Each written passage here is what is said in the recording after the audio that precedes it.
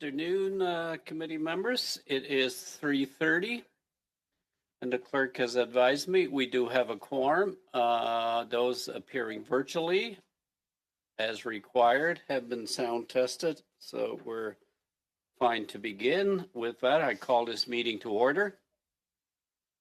Welcome to meeting number 112, the House of Commons Standing Committee on Human Resources, Skilled Social Development, and the Status of Persons with Disabilities. Point of order. Is it just me, or I'm hearing something? Yeah. We turn down. Oh. Okay, it seems to have stopped now. No. Why am I hearing that?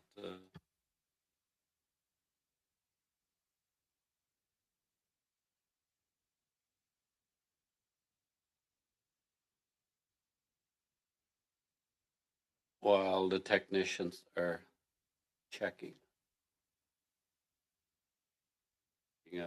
I'm hearing.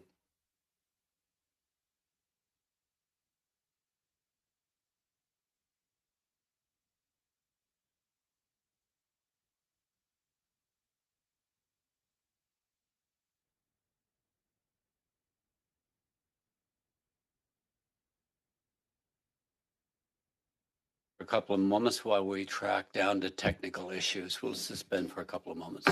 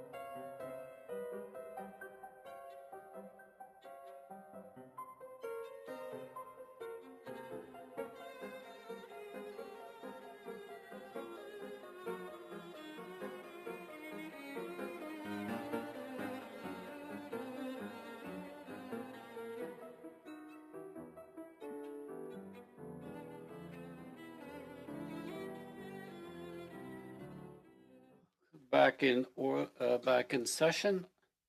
That's fine. I'm not getting feedback now. So as indicated, it's meeting number 112 of UMA. Before we begin, and to avoid audio feedback, which we just went through, I would like to remind members of a couple of items. Please, when you're not using your earpiece, keep it on the allotted spot. This is to protect the interpreters. So you have that. As well, today's meeting is taking place in a hybrid format, meaning those are appearing virtually and in the room. A few points. You have the option to choose to speak in the official language of your choice. If you're appearing virtually, use the globe icon at the bottom of your surface. Click on it and you can choose the official language of your choice. In the room, interpretation is available from the mic. Again, please keep the earpiece away from the mic while the meeting is progressing. As well, please direct all comments through I, the chair. If there's an issue comes up or there's an issue with translation, please get my attention. We'll suspend while it is being clarified. Pursuant to Standing Order 1082, and the motion adopted by the committee on February 26, 2024. Committee is commencing its study of the subject matter of Supplementary Estimate C for 2023, 2024, and the main estimates for 2024, 2025. The first hour, I would like to welcome our witness, Minister Bosanoff, Minister of Employment, Workforce Development, and Official Languages. Welcome, Minister. From the department officials, we have Paul Thompson, Deputy Minister, as well as the Senior Associate Deputy Minister, Madame, bienvenue, and Brian Leonard, Director General Policy Chief Financial Officer, Corporate Planning Affairs. Mr. Minister, you can choose up to 5 minutes for an opening comments, following which we will begin our first round of questioning. Monsieur le Ministre, you have the floor. Well, thank you very much, Chair. Colleagues, I want to thank you for inviting me to HUMA today. And as always, I want to thank all committee members for your hard work on behalf of Canadians. I first want to start by saying that we are gathered on traditional non-ceded territory of the Abenaki Algonquin people.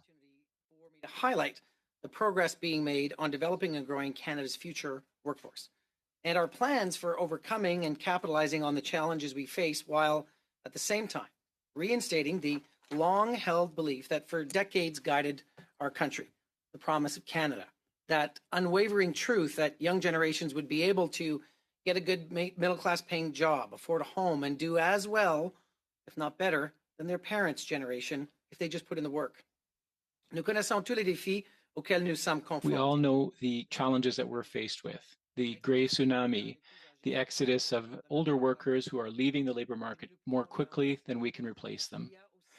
There is also the generational need of skilled green collars in a world of automation and digitization. The Herculean effort of equipping businesses with the workers needed today while ensuring an adequate and consistent supply of skilled trades, women and men, to contribute to the economy and the opportunities of tomorrow. Overall, we are dealing with a rapid loss of skilled workers associated with a shortage of skilled workers and both of those contribute to the increase in necessary productivity to a strong economy. Fundamentals are in great shape. International investors, for one, are quite taken with us, and businesses are noticing. It's why we have the third highest foreign direct investment in the world right now, and the highest in the world when you divide it by our population, ahead of all of our G7 allies. It's why Stellantis, Volkswagen, Air Products, Dow, and Honda each bet on us and our workforce to be partners in the economy of tomorrow. That's why we have already started equipping our employees with the knowledge necessary to progress in a more and more new digital and changing economy. Special interests that speak directly to those efforts. And of course, I'd like to shine a light on some Budget 2024 measures and the role they will play in making the promise of Canada a reality again. We are trying to include more workers in the labor market. We are already supporting students through bursaries and low interest or no interest loans. Our intention is to increase that aid thanks to a new funding in the amount of $1.1 billion. Programs such as the Student Professional Placement Program and the Summer Jobs Canada program is helping students and employers find their way. With regard to specialized skills, we are investing almost $1 billion per year in learning through grants, loans, tax credits, and EI benefits during their education, and the Red Seal program as well. Because it's not just about where the puck is, so much as where it's going to be. The labor force of the future and in the context of achieving our net zero goals will depend on a workforce equipped with the right skills. Mr. Chair, it's exactly why we have tabled Bill C-50 to guarantee that Canada reaches its net zero objectives without sidelining workers. That is also why we've recently launched a fund for training sustainable jobs to support a series of training projects that will help more than 15,000 workers improve their skills. Sustainable Job Stream under the Canadian Apprenticeship Strategy in the coming months that will benefit over 20,000 apprentices and journey persons in the skilled trades. In closing, colleagues, let me say this. Overcoming these challenges requires everyone.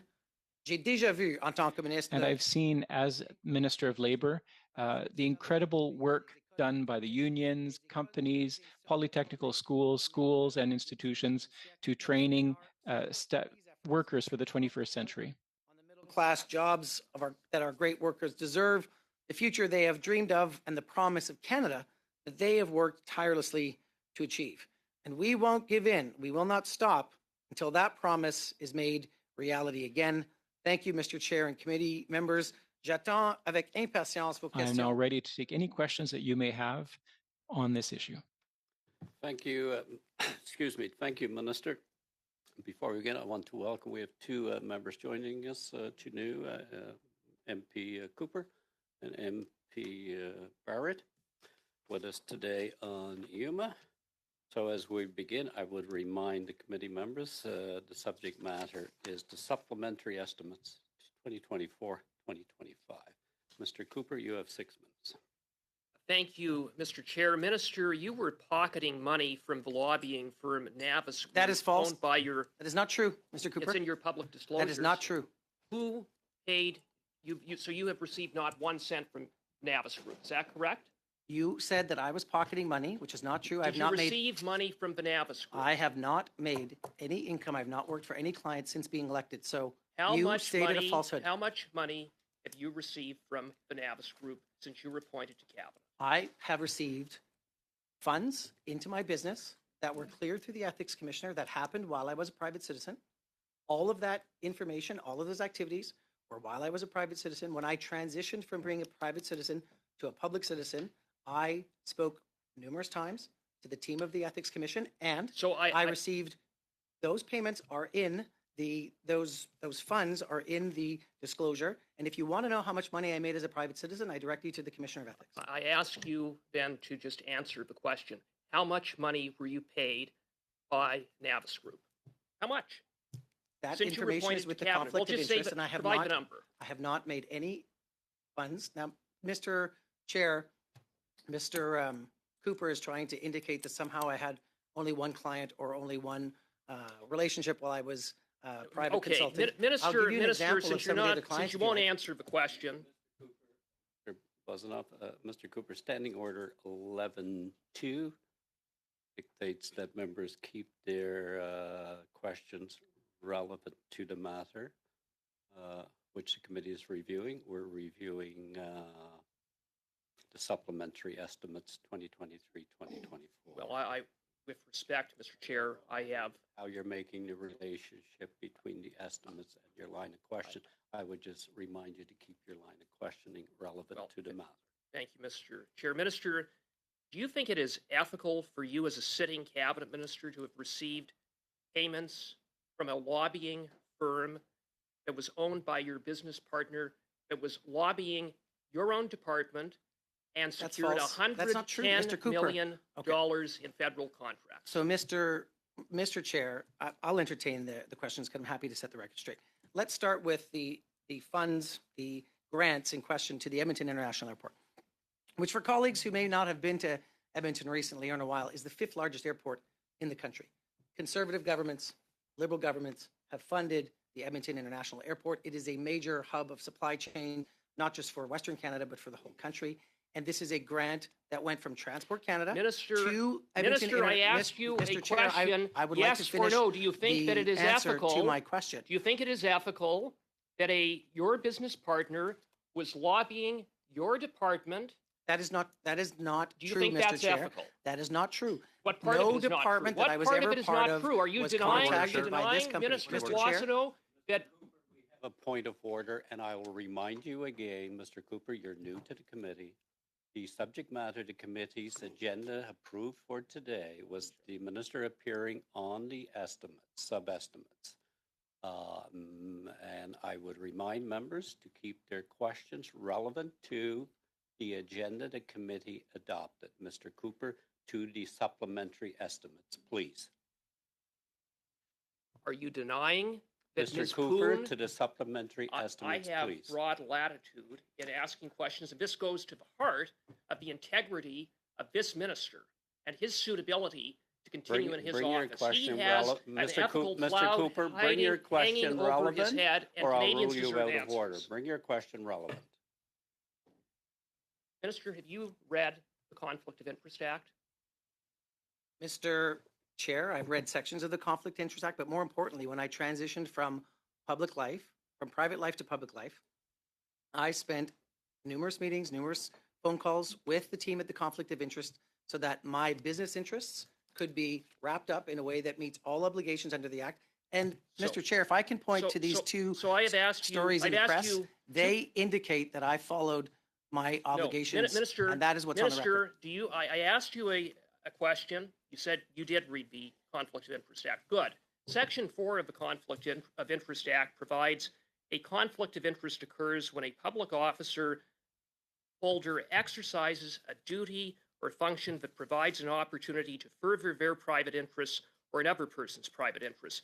That's exactly That is not what is you did, taking place Minister. here. No, not at Not all. only did Navis Mr. Group Chair, lobby your if there department, was a contravention you of the handed Conflict a of Interest and Ethics Act, $9.74 million The conflict check of interest to would have said that. Navis's client. You furthered your business partner's interests in That delivering is funding simply not for true. their client, and you That is not furthered true, your Mr. own Cooper. interests because you were That is being not paid true. by Cooper, Navis. That is Mr. not Cooper, true. bring yourself to relevance to the Minister, matter. You know the rules of the House, Minister, honorable member. Minister, And I the would- constant attack that you've been displaying on questioning another member, remarks with question the member's integrity is not in order. We're here again to discuss the supplementary estimates, which you have not questioned anything on at this Minister- point, but it's your time. Min- You min- have another minute now. Thank you, Mr. Chair. Minister, you know what that's called? It's called a blatant conflict of interest, That and is it's simply also not true, called Mr. Cooper. self-dealing and The corruption. Conflict That's of what Interest it's and called, Ethics Minister. Commissioner's I'm going to ask you Office this question. Since you're not indicated interested in in the answering article many that I any followed all questions the here, rules. Have you I'm read gonna the ask article, you Mr. this. Cooper? Have you read the article?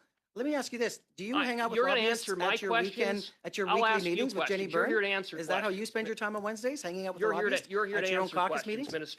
Minister, why did you pretty not easy to make talk to a Jenny about public- lob laws, isn't it? Why did you not make a public declaration of recusal from the activities connected to Ms. Poon's lobbying efforts in relation to the Edmonton International Airport? Mr. Cooper, I followed all of the rules and sought advice from the Conflict of Interest and Ethics Commission's team to set up my business, to set up my life transition from private life to public life. I followed all the rules. It's even in the articles.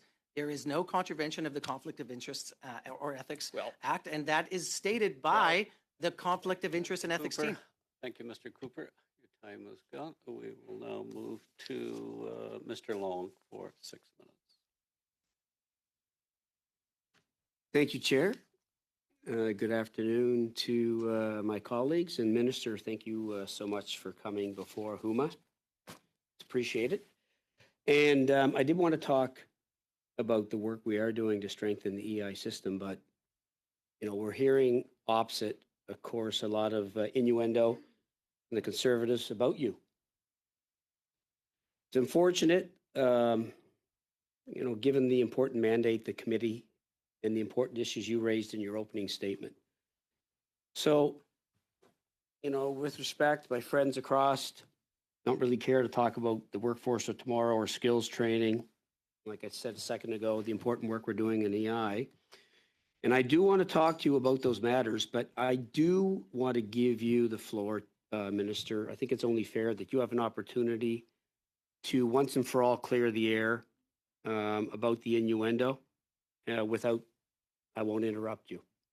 So, Minister, the floor is yours. Thank you. Thanks very much, Mr. Long. I appreciate it. And look, despite innuendo to the contrary around this table and in the global articles, I've always followed the strict ethics rules that apply to me as a minister. And look, for those people who've read it, that's confirmed by the Office of Conflict of Interest and Ethics Commissioners in the articles in question.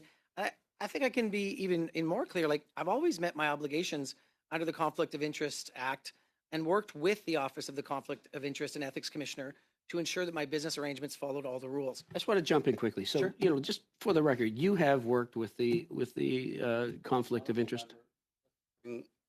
questioning back to relevance, why we're here, is the supplementary Cs, and I will hold everybody going forward to questioning on this stuff. Okay, so you're saying that's not relevant? I'm asking you to, you decide. I'm asking you to bring back to relevancy. I'll tell you what may be irrelevant. I mean, I will say this, I think that it's already been brought up in our committee, and the minister has been asked those questions by the party opposite, so I will give the minister the floor to continue. Well, let me bring it back by just saying three things. I've never been a lobbyist.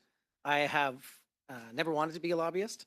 The suggestions in this story and around the table that I am are false, and I've never used my position as a minister to help a lobbyist. Any suggestion like that is wrong.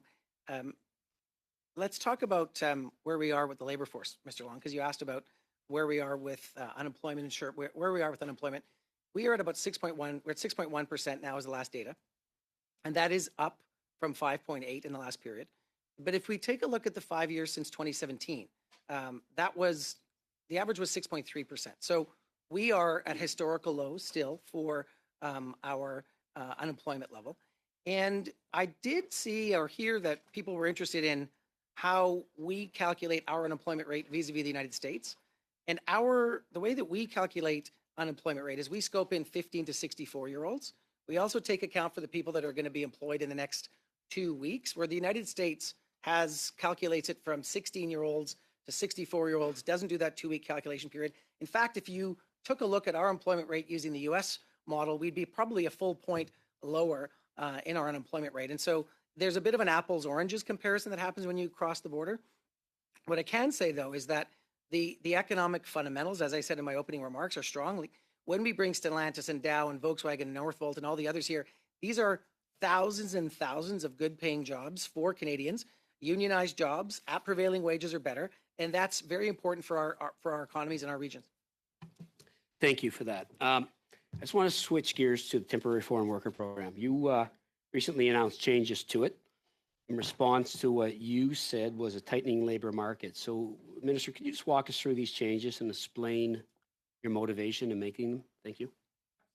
We went from 20% to 30% for people in the low wage stream to have access up to 30% temporary foreign workers on their payroll, let's say it that way. It was when we had 1 million vacancies. Okay, now we're down to about 600,000 vacancies. And so that's the tightening of the market that we're talking about. And colleagues in this room, I think, would agree that we want to make sure that Canadians take the jobs offered by Canadian firms. So what I want to make sure is that the temporary foreign worker program is a last resort.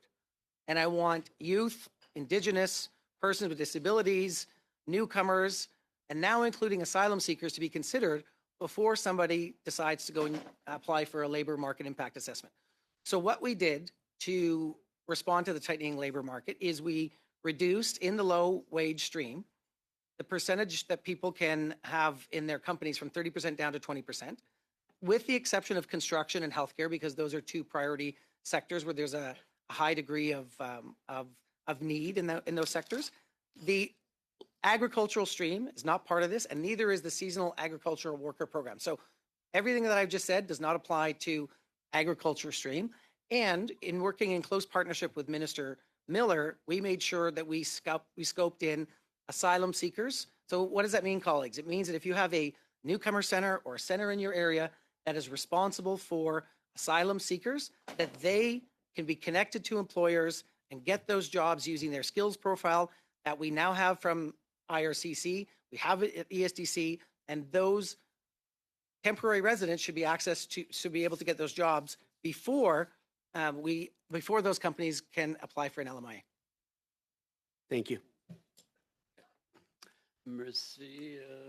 Madame Chabot, vous avez... Ms. Chabot, the floor is yours now. You have 6 minutes. Thank you, Mr. Chair. Thank you, Minister, for being here, and thank you for your team.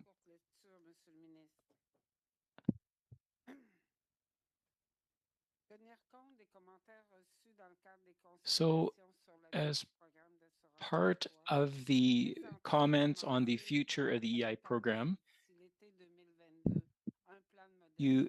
there was a promise of a plan of modernization of this plan that would be tailored to the 21st century and establishing a more robust.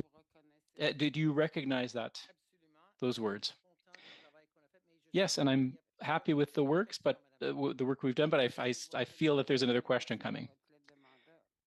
Well, those are that was in your mandate letter, right? Yes, absolutely. It was in the letter of my predecessor's mandate as well, and it's still in mine. So why have you given up this idea of modernizing the EI program? We're looking at budgets right now, we're looking at credits, and there's no trace of a possible reform of this system. Why did you give that up? Well, I'd like to specify this. We want to have a robust system, especially if we see that there's a recession or a slowdown in the economy, but we're in a good position right now. We want to be fiscally responsible, but we've extended sickness leave. We have extended seasonal workers leave as well, and that's important because before you had to go to the minister every year. So we're continuing with the modernization program. And also the study that you did, well, I'm asking you about the reform of EI, which requires concrete measures for accessibility. You're talking about pilot projects.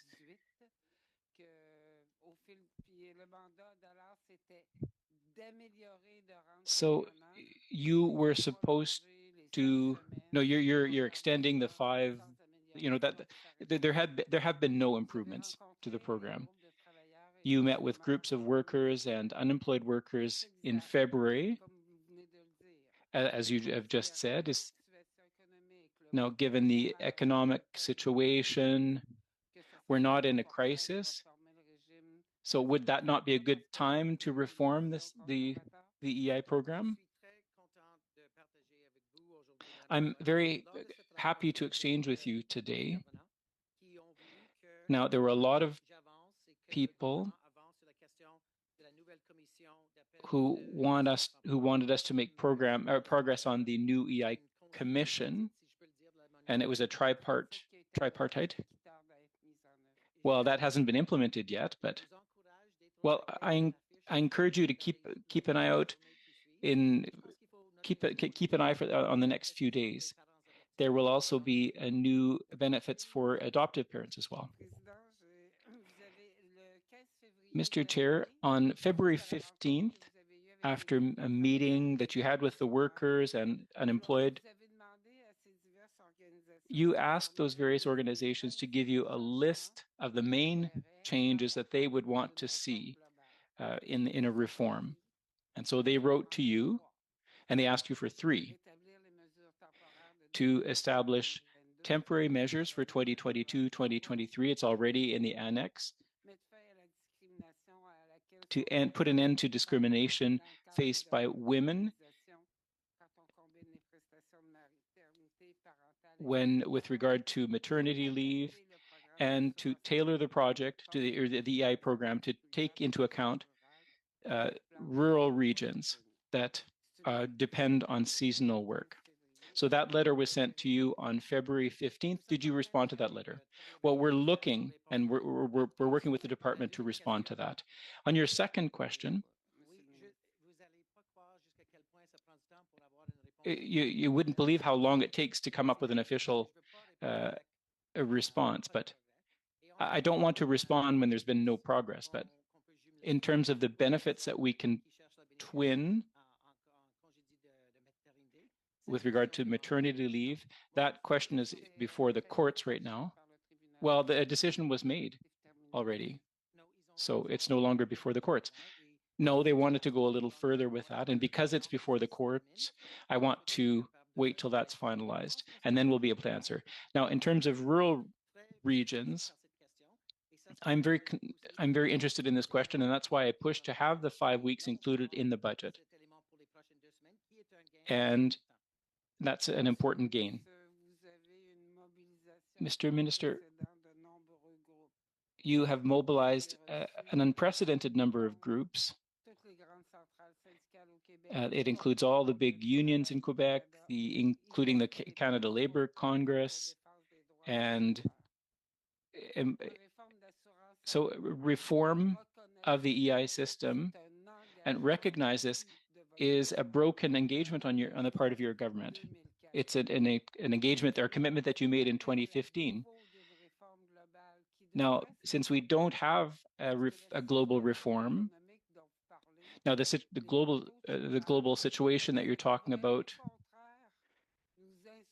that should be helping us to reform the EI. We shouldn't be waiting for the next crisis to reform the EI system. Now, the situation may change in the next couple of years, but now is the time to reform the system. So why are you not going ahead immediately with a reform?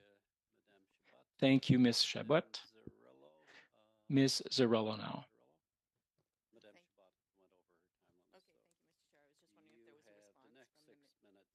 Is there a response from the minister, or don't really have Nope. time? Okay. All right. Well, you're Welcome, Minister. And understand, you know the rules. You're well over your timeline, and that includes the minister's response. So, Madame Zarello, you have the floor. thank you so much. And thank you, Minister, for being here. And thank you for the team as well that are here. Minister, when this committee was first struck, our first study was around the care economy. And as a woman at this table, it concerned me very much that women were undervalued, underrepresented, underpaid in the care economy. And you mentioned in your speaking notes about the gray tsunami and growing the workforce. So, you can't go out into the community these days without meeting someone who is caring for a parent, a family member, an elderly person in their life. So I wanted to ask you specifically about the temporary foreign worker program, which is overrepresented in the care economy. And many workers take up work in home. These are caregivers in home, including offering hospice care.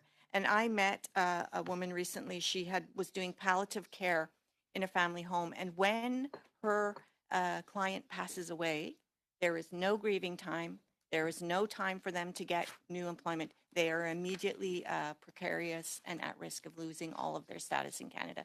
Is this something that you've heard about? And is this something that you can address, the precarity of the work they do? So when it comes to the care economy, and I'm going to turn to Paul for some detail on numbers and who are in there.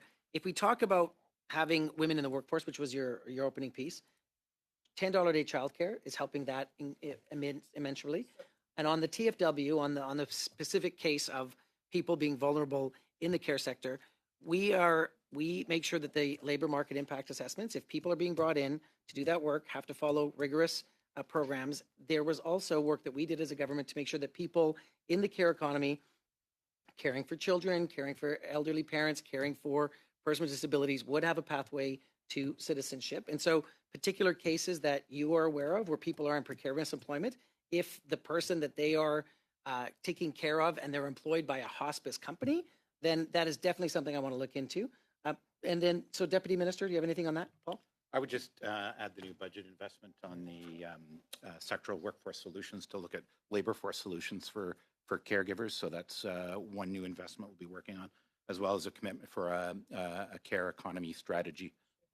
So I saw both of those in the budget, and I appreciate it very much. But I wanted to point out that there are in-home workers that are in very precarious situations, and it needs to be solved. And so that goes to the Status for All campaign. Minister, are you aware of the Status for All campaign? I'm not. Okay, so the Status for All campaign is the opportunity for immigrant and precarious workers to be able to get their permanent residency. Some in BC have waited decades to be able to get permanent residency. They've been contributing to the economy. They've been in the care economy for decades, and they do not have access to permanent residency. So I understand there's a cross here between immigration and employment, but you talked about growing the workforce. We have many dedicated care workers in this country that are being disrespected and left behind and are waiting and waiting for permanent residency and to be able to bring their own families. How are you going to address that? Mr. Minister, before you respond, the bells are ringing in the House, so I need direction from the committee. as to how we proceed. Committee, according to the rules accepted by the various whips, I need direction. Do we have unanimous consent to continue on? Okay. Then we'll continue until somebody tells me we cannot. We will need to suspend for some voting time. So until somebody objects, Mr. Minister. Mr. Riley, you raise a really good point, and I think you were right to say that Minister Miller leads on this. It's the immigration file. It's a very important file to figure out how do we honor the work that people have done here and figure out pathways to citizenship. What we can do at Employment Social Development Canada is we track transition rates to permanent residency, and so we could take a look at how that happens in different sectors. The other, I mean, if we want a pressure point, you want some thoughts about where we could have provinces help us with this is they can designate certain sectors as their provincial nominee sectors, and that helps people get on a faster pathway to permanent residency. And so I saw that in the tourism sector in different provinces. I've seen it in certain provinces that want to have more healthcare workers. They designate their allotment for people in that sector, and that helps then that subset of folks be able to have access to permanent residency. So it could be a solution in this area too. Minister, have you approached any provinces or territories on this? And there any sectors that you're actively advocating to provinces and territories on? I can tell you construction, healthcare, early childhood education, green jobs would be the top four for sure. It almost always seems like it's a competing thing between construction and care economy, and both are very gendered work. And I just wonder, is the care economy and the specifically or usually women's work getting as much attention as the traditionally? I hope so. Take that away. And when I say like healthcare, I mean everybody in healthcare, like the care economy writ large, right? Because I think it's important for us to take care of elderly, of persons who need that home care piece. Also, I'm responsible for foreign credential recognition. I got that file, but I have no power. All I have is money. And so we have invested $300 million over the last few years to get to groups on the ground to literally work through the 600 guilds that protect a bunch of professions on the ground. I mean, I'm very Sure. interested in that, but I just want to put it here on this table that women have not gotten the attention and the investments and the respect that they deserve in this economy. A third of our workers almost are in the care economy. Thank you. A response? Okay. I agree, and we have work to do in that file, which is why you'll see a lot of our funding is prioritized to people trying to break into the workforce that are part of Okay. Thank part of you. groups that aren't in the labor force to the degree we would like to see them. Thank you, Mr. Minister. Mr. Barrett for 5 minutes, please. Mr. Barrett? Minister, how much have you been paid by Navis Group? Mr. Barrett, that is a matter that took place while I was a private citizen, and those issues, if you want to find out how much I made as a private citizen, I refer you to the Ethics Commissioner. What are your holdings of the one numbered company that you have, 2050877 Alberta Limited? That is not my company. Do you have a numbered company? I do, and when I was working with the Commissioner of Ethics to wrap up my private affairs to become a public official again, they indicated that I should use the legal name of the holding company, which I did. So you do have a numbered company? I do, but it's not the one you And mentioned. you have a trading name for that company? I do not. So what's the legal name of the company? 2256956 Alberta Limited. Okay, and what does it hold? It holds investments. Does it have any interest in the Navis company? No, it does not. You have draw income from that company, though? I do not. Mr. Barrett, I remind you, but I'm going to give flexibility because both sides strayed on this issue. The only ones that stayed to relevancy with Madame Chabot and Madame Zerillo on the matter before the committee, but the minister did elaborate. I understand the rules, Mr. Cooper. Mr. Barrett, you have the floor. So 2256956 Alberta Limited, does it or did it own the GHI Global Health Initiative, the Pandemic Supply Resale Company. Does it own that? There's shares in that holding company. There are shares in Mhm. in that company, in GHI? Mhm. Okay. So since you've been a minister, have you received any payments from Navis Group? As is declared in my conflict of interest and ethics submission, yes, and that was organized with the conflict of interest and ethics. Okay, so let's just back this up, because Mr. Cooper asked you the same question, and I'm asking you the question. And I asked how much you've been paid, and you said, well, none of that happened since I was a minister. So there's a bit of confusion here. How much have you been paid since you've been a minister by that company? So Mr. Barrett, I'll give you an example. There is, Mr. Chair, some thinking here that I have had one client. Westminster Foundation for Democracy was a client. The Global Equality Caucus was a client. The United Nations Development Program was a client. The Black Gold School Division was a client. And Mr. Barrett, I'm going to respond to you here. There is pardon? Xenex? Xenex is a company. It's the other company that I own that is also dormant. It's also wrapped up and fully disclosed. And let me be really clear. Part of the reason that it indicates that Minister, funds the are question owed to was my how much. company. The question was Michael, how much. This is a really long story to just tell No, me it's not. how much. the United how much? Nations Development Program still owes the company funds, and that's 2.5 years later. So that is why you see the declaration. And if you want to understand how much money I made as a private citizen, I want to understand how then much you you're can getting refer paid to by the this company while you're a Commission on minister. Ethics.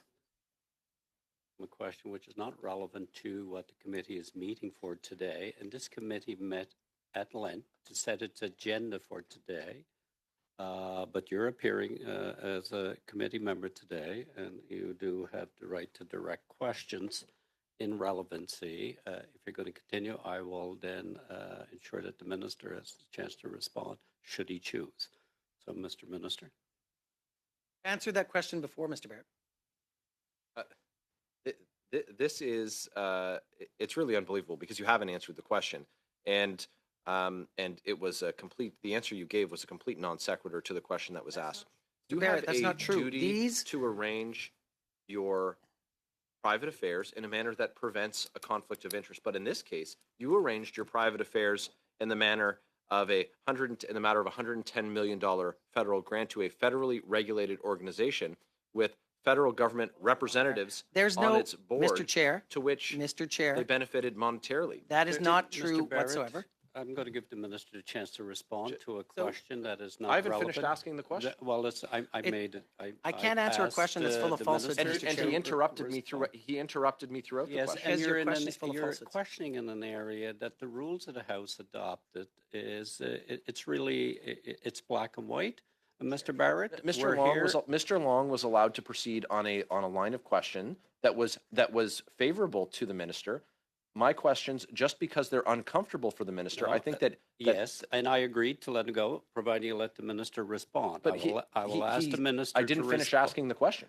Okay, then finish your question, Mr. Barrett. Quickly. Minister, did you participate in funding announcements for this organization from a company that you are still cashing checks from? No, Mr. Chair, Well, that's not I true. am the minister for Alberta, and if there's an announcement that's happening in my province and I can go to it, I will go to it. At no point Even if you since got them the Mr. money? Barrett, Even Mr. if you got Barrett, them the money and they that got paid is for it? not true. That is simply not true.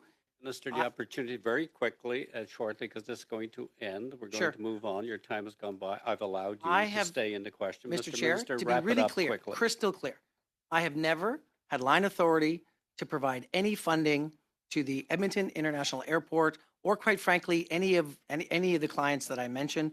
I've not been Minister of Transport. I've not been Minister of Prairies Can. Will I announce something that's in my region that supports a major airport for the jobs? Absolutely, I will.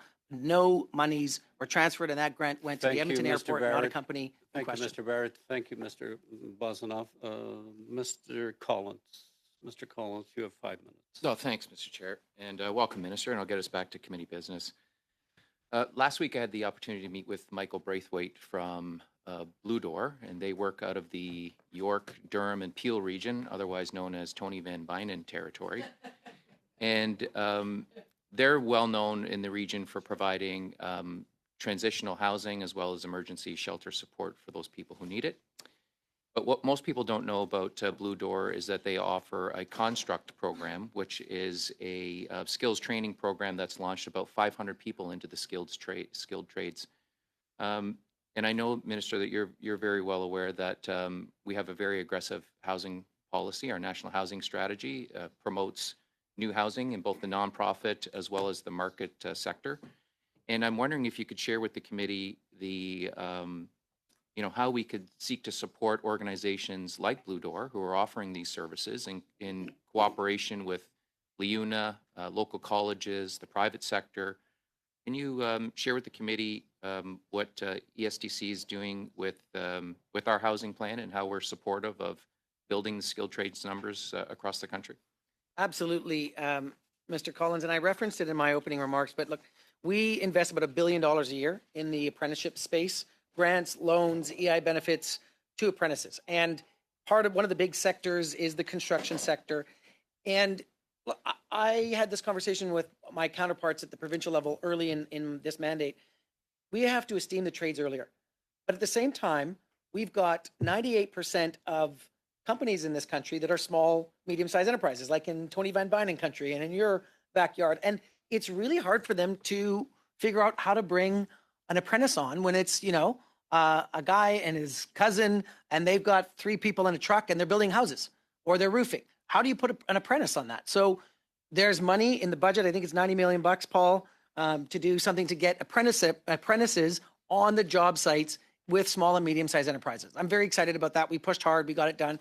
Because when I met with Build Calgary, that was the number one ask they had for me, was how do we get apprentices onto the ground, like literally on site with small and medium-sized enterprises? So that's one. Number 2, I need help from everybody around this table to esteem the trades earlier in life. So the next time you're, at a meeting, or it's the summertime, or, you're having beers with your friends, and or you're around the family table and you got that grumpy auntie or uncle that says the trades are a bad idea, they're a second-class career, correct it. They're a first-class, amazing job. The trades are the way of the future. And my friends, we've got 700,000 skilled trades retiring in the next 5 years. So the time is now. And I will say to officials, great job of doing an award-winning campaign to scope more young people in. And there's $10 million in the budget to get more young people into the trades. Let me follow that up with my question up with how we work with school boards to illustrate to kids coming through the elementary, then by extension high school programs, that skilled trades should be an occupation of first choice. And currently it's not. And we don't see promotion at that level in terms of trying to steer children to an area that they may not see as a first choice for them from an occupation perspective. Can I ask what conversations happen through the department in terms of trying to encourage that conversation at least to take place? And if they decide to go in a different direction, that's great. But I think there's a missed opportunity there. When I speak to my kids who are now both in university, those conversations didn't happen with them through high school, and they should have. It's amazing. I'm the outlier in my family. Okay, I'm a kid from skilled trades. Like I got a IBEW scholarship to go to University of Alberta in 1988, and it was $500, and that paid for half a semester of tuition and books. Think about that. And so I was the academic kid, right? But like my brother is actually, in the skilled trades. So is my nephew. My niece is looking at it. And I just think we got to have a societal attitude shift about this. And so the department, and when I came in, I said, look, let's look at the German model, because the German model streams people, right? Based on their aptitudes, you go the academic route, or you're going to go the trades route. And some of the conversations, like Senator Bellemare and others who've said, look, let's have tripartite advice to the ministry on how we can get labor and employment and government all working together. I want to see that higher level coordination. And when it comes to making sure that the trades are esteemed, I don't agree with everything the Ford government does, but I think they cottoned onto something with the announcement that Minister Lecce did earlier this week. And if those students still achieve their academic excellence, right, they still got to do the marks, the ability to stream them in and have them get skills in the trades while they're at high school, I think that's an innovative model that we got to see and see how it works, and then see it take place across the country. Seconds, so we stop there. Thank you, Madame Chabot, for... Ms. Chabot, you have 2.5 minutes. Thank you, Mr. Chair. I could, I'm going to go about this in a shorter way. And I think this is clear for everyone that as minister and as a government, you've abandoned a measure, a very important measure, that of reforming and modernizing the EI system. Do you acknowledge that one of the main problems with the system is an access problem? What, can you give me an example? Well, eligibility criteria, there are 6 out of 10 workers who say they don't have access to EI. And so we opened a door for you. The union groups, unemployed groups, they opened a door for you. So they want to work together with you to reform the EI system. Are you willing to immediately take steps to put temporary measures in place? You know, it's not an application problem. Are you going to answer these people? Yes, I will, absolutely. And we'll be working with that with the department.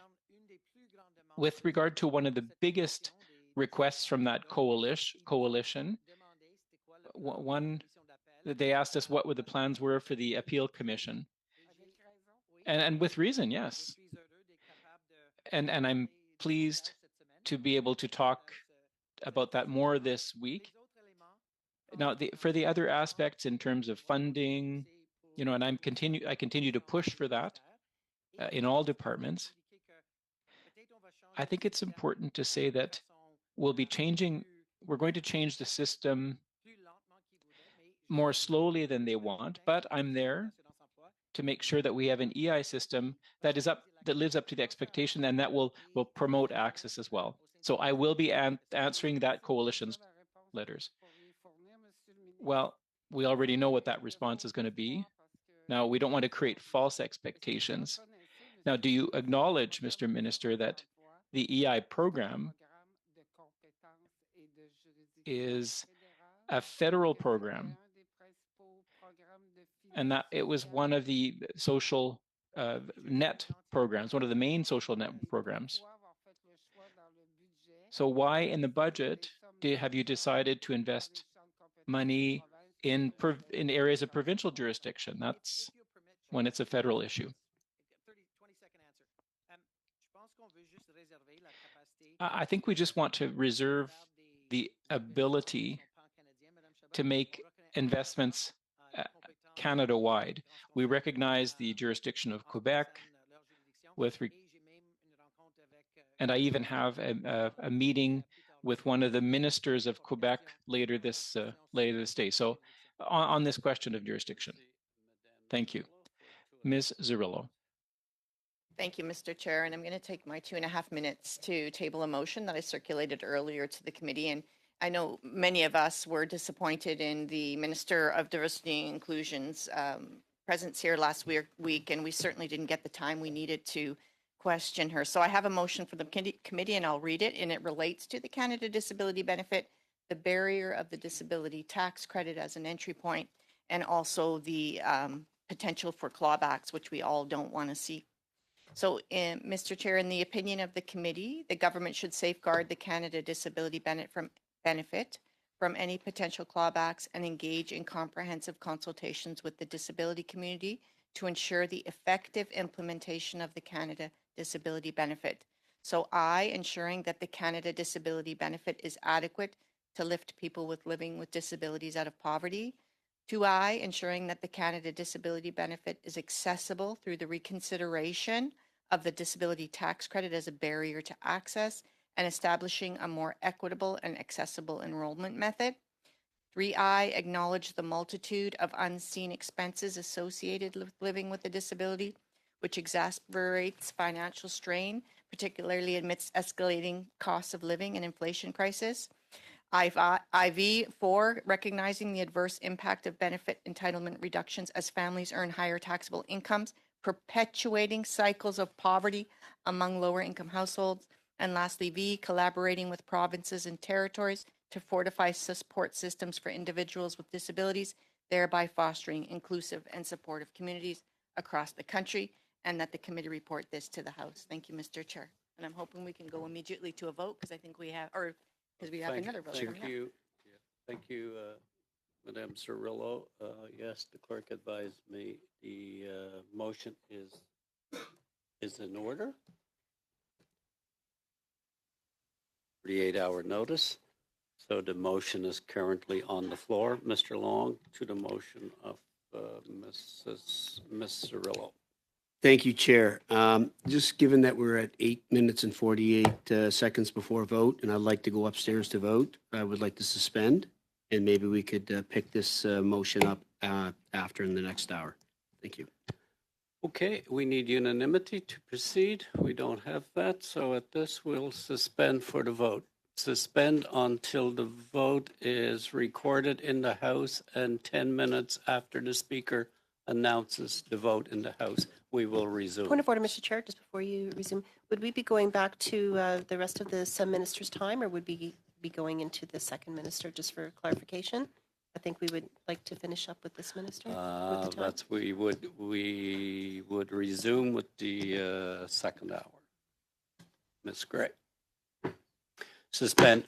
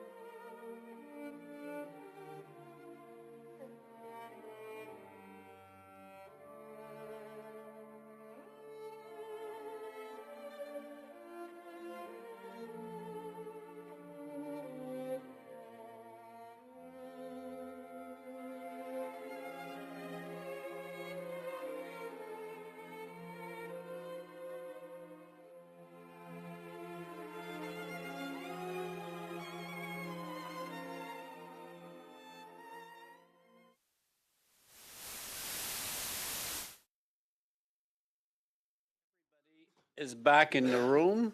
I think we're close to the 10, we're not within the 10-minute timeline, but I see everybody is in the room.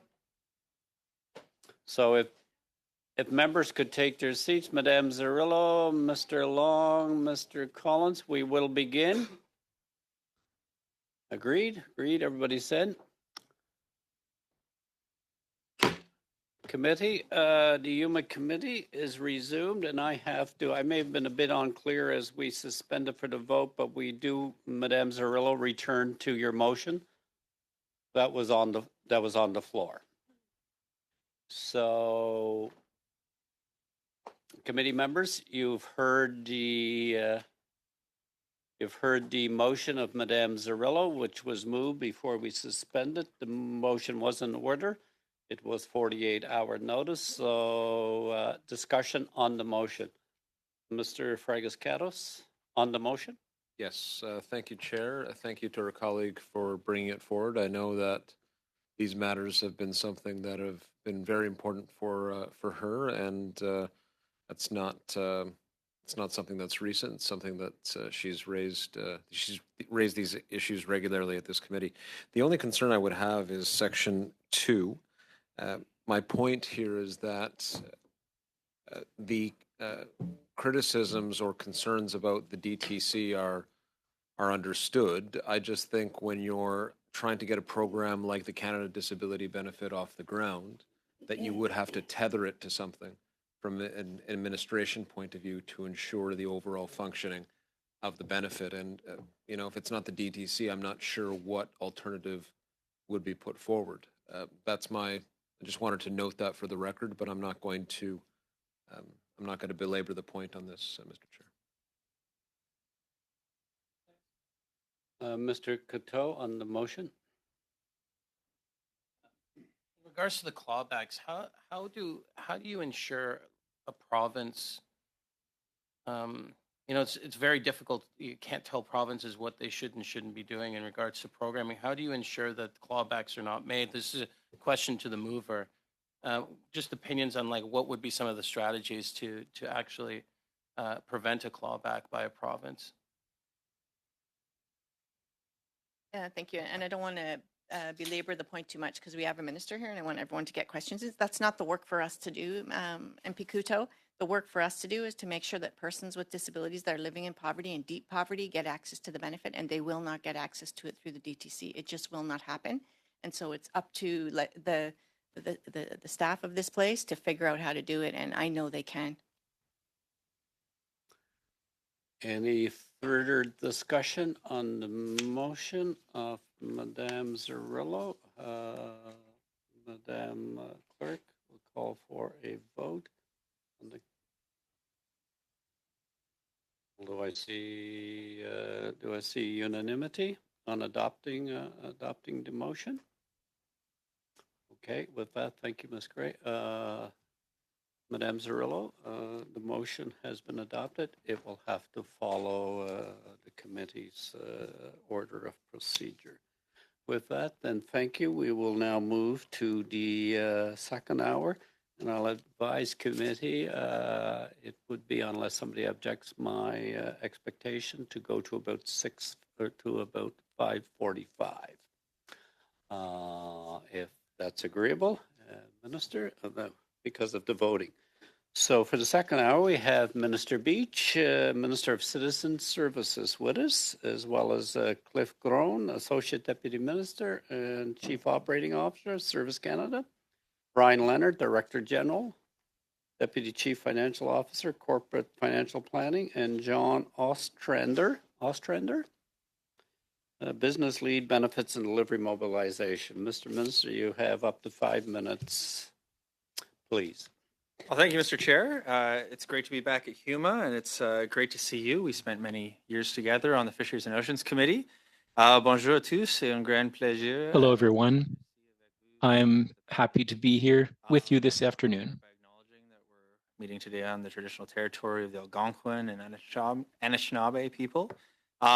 It's great to be back at HUMA. I'm going to try and shorten my remarks given the time constraints. I can start by not introducing my colleagues since you did that so well, Mr. Chair. I'm here to speak on the supplementary estimate C and onto the mains. Supplementary estimate C with regards to Service Canada and the Ministry of Citizen Services, we're talking about 4 items for $165.8 million, the bulk of which, 75%, is for dental. The other big number is loading old age security onto the benefit delivery modernization program, which accounts for 22.7% of the estimates, or $37.7 million. With regards to the mains, BDM was, again, the largest commitment. Out of the $194.2 billion ESDC has budgeted, I think it's notable for all members of the committee that $176.5 billion, or 91%, will flow directly to Canadians through benefits that will actually be delivered or are being delivered currently by the Benefit Delivery Modernization Program, namely old age security is $81 billion, Canadian pension plan $65 billion, and employment insurance at $25 billion. Now, Citizen Services is still a relatively new ministry coming into place in July of last year. As minister, I'm responsible for Service Canada. I'm also responsible for the Canadian Digital Service. And I've organized my priorities into 3 broad categories that I like to say is dental, digital, and customer service. Given that it's been a tremendous week for dental, I thought I'd start by providing some highlights there. We delivered this benefit in record time, just a little over 2 years. 1.9 million Canadians are currently enrolled. 8,000 oral health professionals are currently signed up, which is quite significant because last week that was 6,500, so that's quite an increase.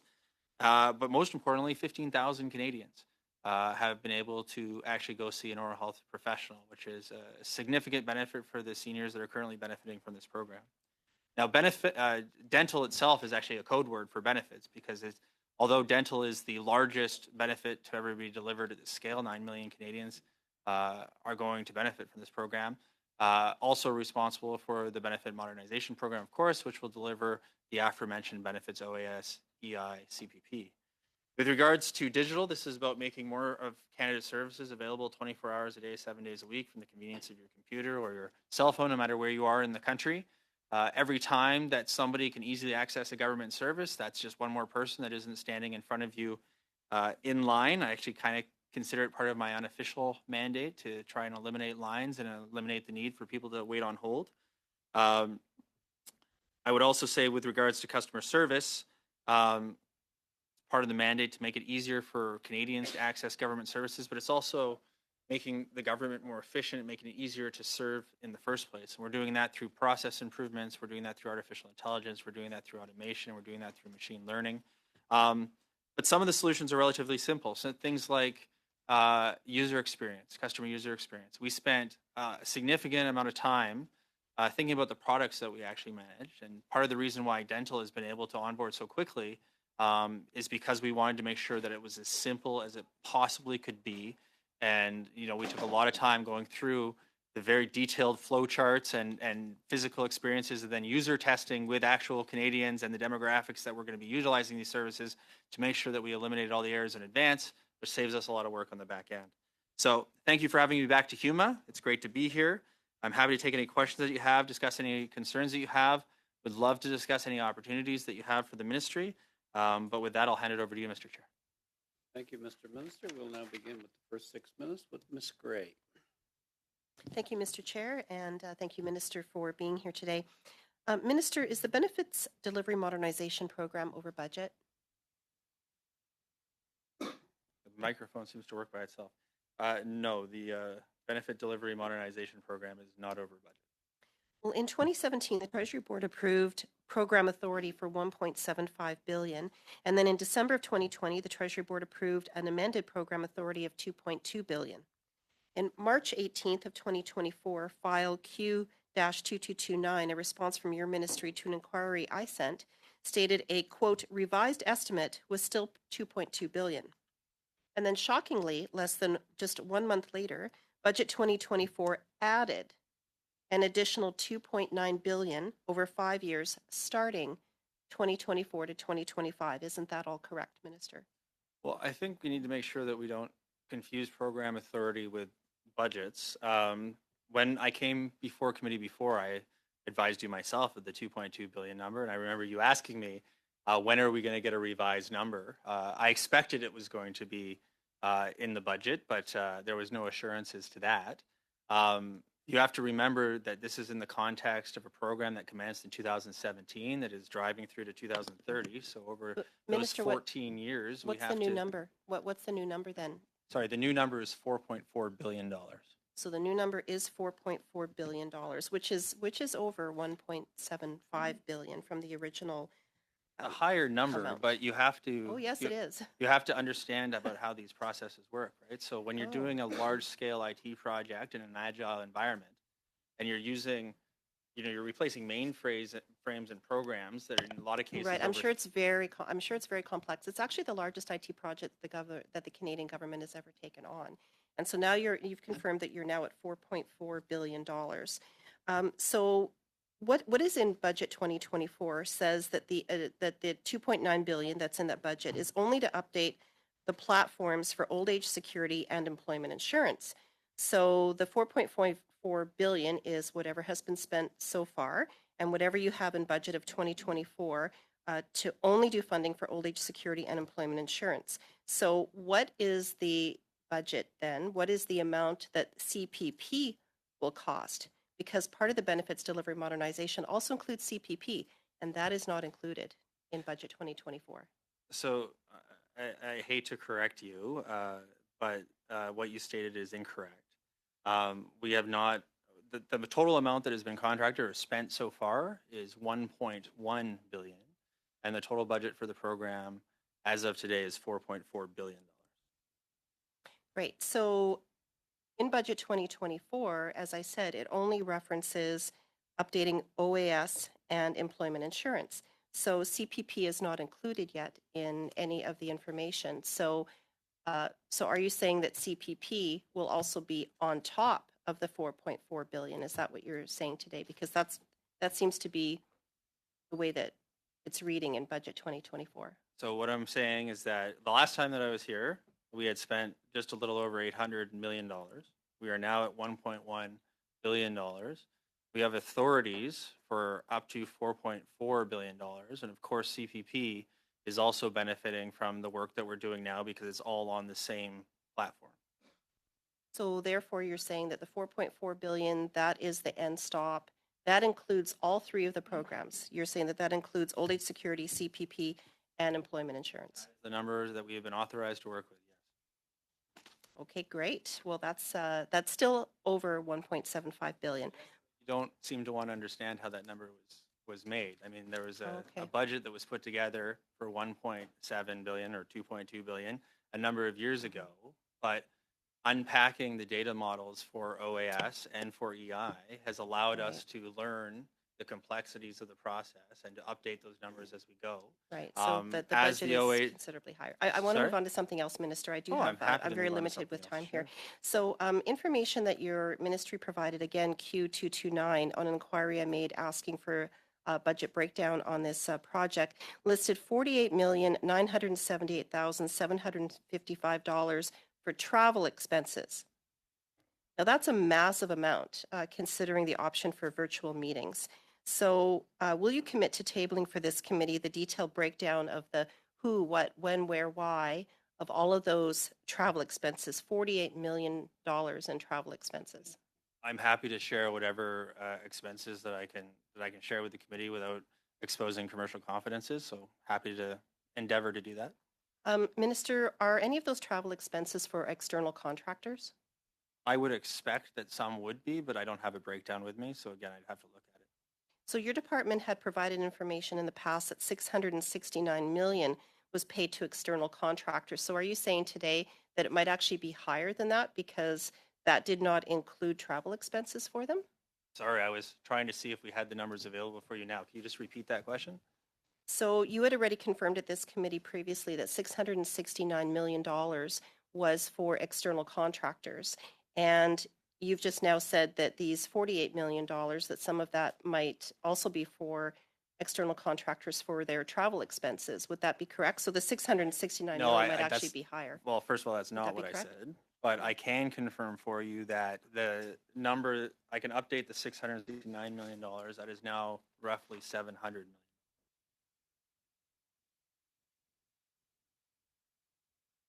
6:03. Thank you, Ms. Gray. We'll now go to Mr. Coteau for 6 minutes. Is that, Okay, thank you very much. Thank you, Minister, for being here. Thank you to the officials. I guess my first question is really around the opportunities digital transformation brings to just government in general. And when you sit down and you're thinking about the next 5 years, what does that transformation look like to you? Well, do you want me to take up the whole time on this? No, 'Cause just the big highlights. What does real transformation look like for a government? Well, let me give you a very relevant example. So dental care rolling out under newer but relatively traditional methods. We had an IVR system, now we have a web form. And in all, that's going relatively smoothly, and it's about as simple as we can make it given the technology that we currently have. I asked the Canadian Digital Service to mock up what this would look like with a digital credential system. Of course, there was $25.1 million in budget 2024 for a single sign-on. And so if you go through the current system, you really are reintroducing yourself to the government of Canada all over it. What's your name? What's your address? What's your birthday? What's your spousal situation, et cetera, et cetera, et cetera. A digital credential would actually allow you to sign in. It would show all the information that the government currently has.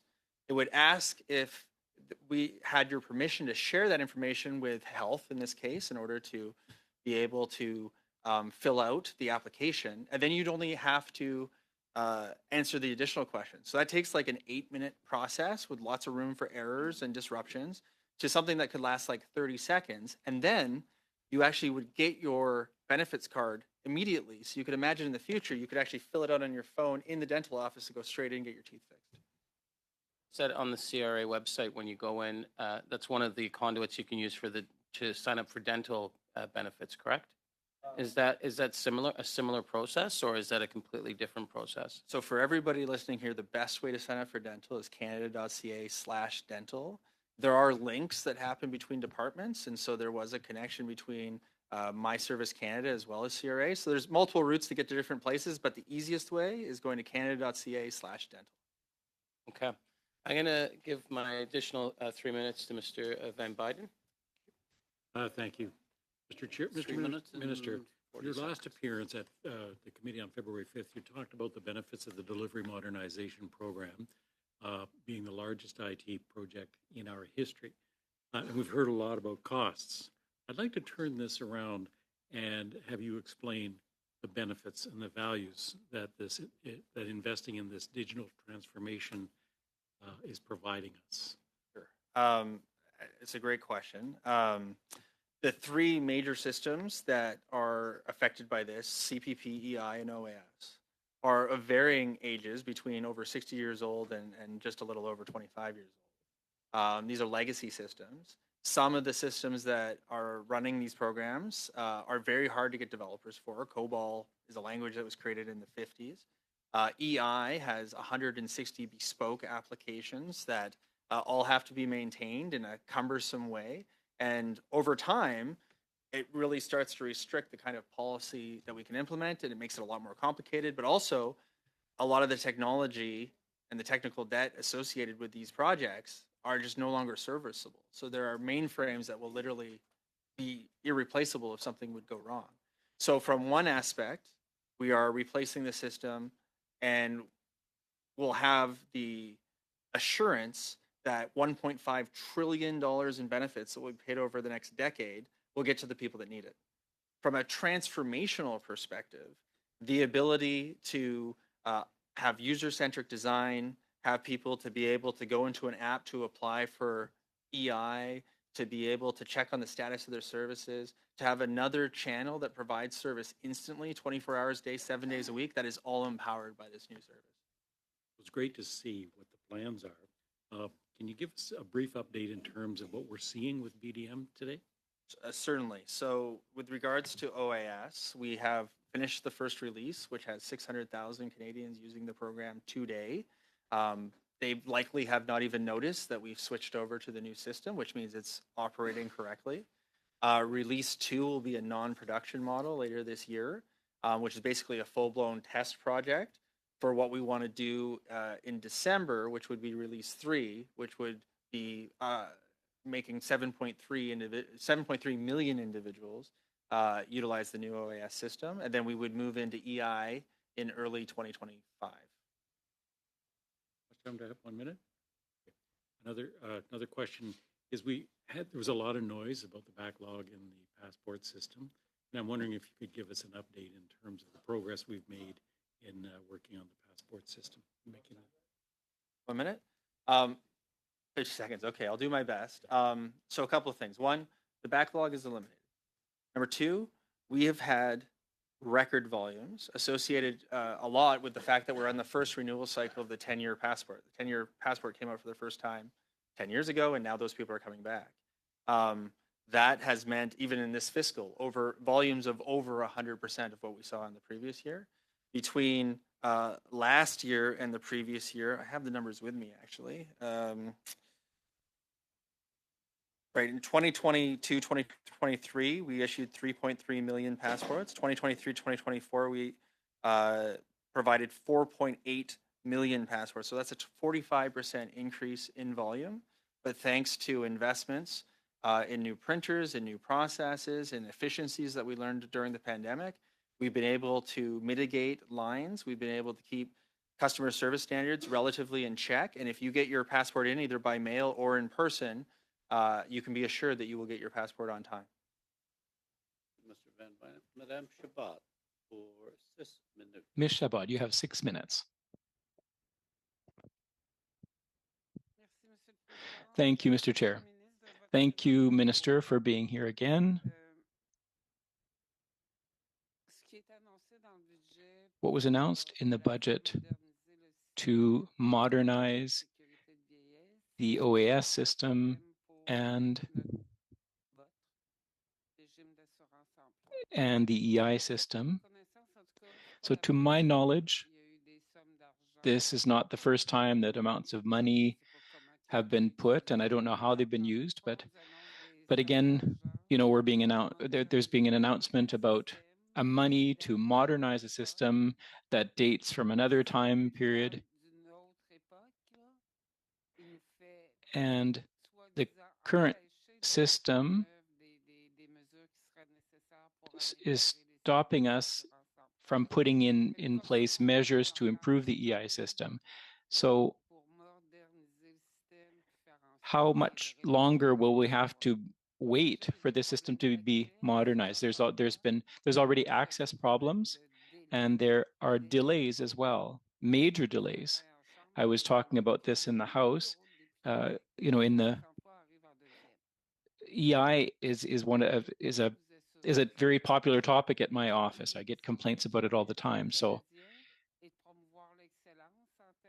we want to promote excellent service. How are you going to ensure that Canadians will have a system, a good system? Thank you for your question. And I apologize for my French. I studied in French, but I will be answering your question in English, and I apologize for that. EI obviously is the most complex of all of the systems under the BDM program. We have started to lay a good track with the Curum system through OAS, which has set us up well to deal with the significant complexity that will have to be coded around EI. With regards to timing, we will start in 2025 with a target to complete by 2028. But with regards to EI modernization, which is being led by my colleague, who I believe was here just before me, that is being done simultaneously. So it is my expectation that we will be able to walk and chew gum at the same time and conduct a significant modernization. And whatever that modernization may look like, we will be prepared to implement it on the new system.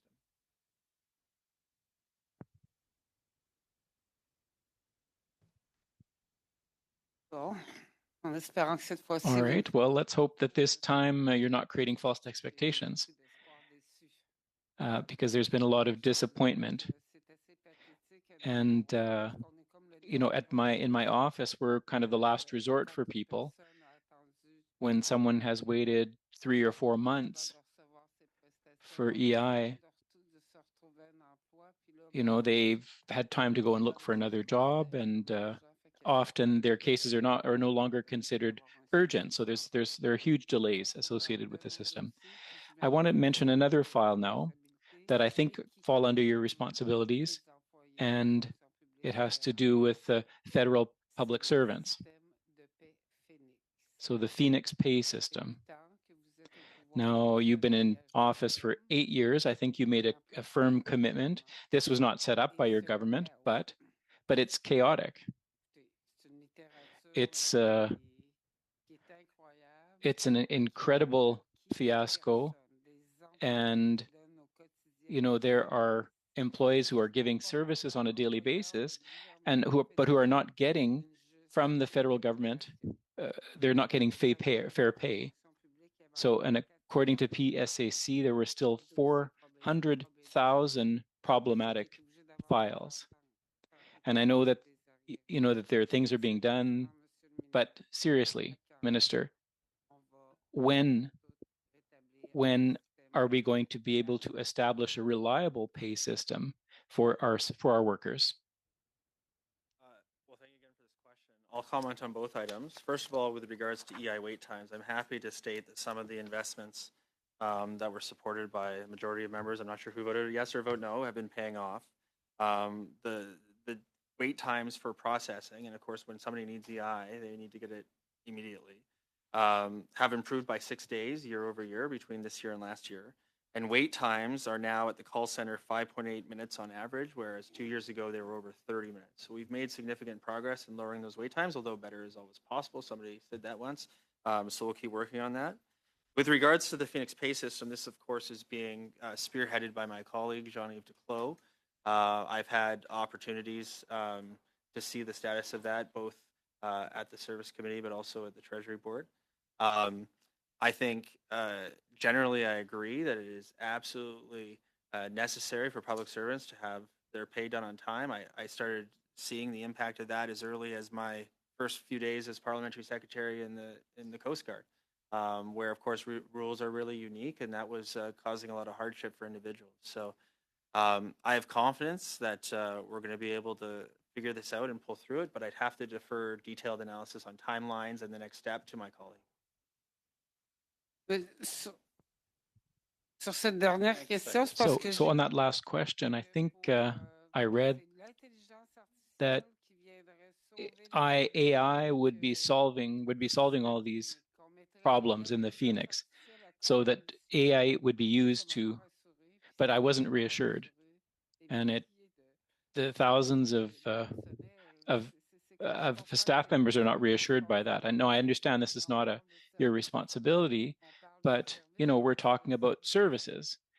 We're talking about basic services to our employees, their pay. So reassure me that this will not be, we're not going to be letting AI try to solve these issues. Do you want to make a short comment, Minister? I think that there is, in Phoenix and otherwise across government, significant opportunities for a technologically advanced public service to use, whether it be AI or machine learning or process automation, to solve a lot of traditionally manual processes that could help make our government more efficient and provide better services. Thank you. Madame Zerillo for 6 minutes.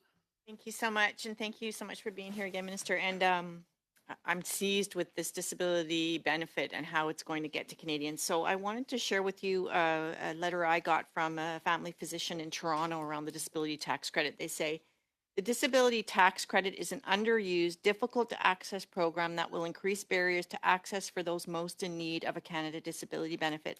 Very few people living at low income with disabilities currently access the DTC because it is a non-refundable credit. It also requires a complex form to be filled by a physician, and many physicians will demand payment for this work. The largest group of people who receive the DTC are higher income seniors, definitely not the demographic targeted by the CDB.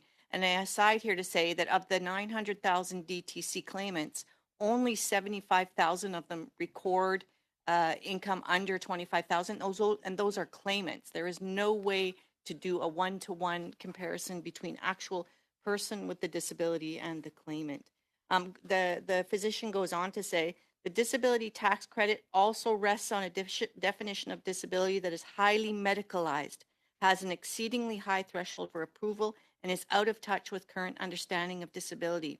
Living with a disability results in exclusion from workplace and society due to structural social barriers, not due to individual medical diagnoses or issues with the function of body parts. Programs like ODSP focus on deficits in ability to function in society rather than specific medical diagnosis. The DTC does the opposite. I have never heard a disability rights-oriented advocate or health professional support the use of the DTC as a gateway to disability supports. To allow the DTC to be used as the gateway to the CDB will build a massive structural impediment to this program, and it will not allow it to ever achieve its goal of raising people living with a disability out of poverty. So I'll ask you again, Minister, how are you going to, or how is the government going to deliver the Canada Disability Benefit? Well, first of all, thank you for this question. I greatly enjoyed our conversation the last time that I was here, and understand your passion and mine for lifting Canadians out of poverty. And there was, as we're both BC MPs, there was some good work done and study done in the province of British Columbia about the fact that although a lot of our measures had lifted children and seniors out of poverty, that more work was to be done in the disability community. I would also thank you for forwarding me recommendation 5 of the Disability Advisory Council, which speaks to exactly what you're speaking to. And I just became aware that before, as I was sitting down, that you have a motion at this committee, which I will, and I think it was adopted. So I look forward to reading the report on that. I took the opportunity not just to skim recommendation 5, but to read the entirety of the 4th report of the Disability Advisory Committee, which was actually quite compelling in some of the issues that was raised in the letter that you just read. I've heard that for the first time. With regards to the payment for work, I think there was an item in this year's budget.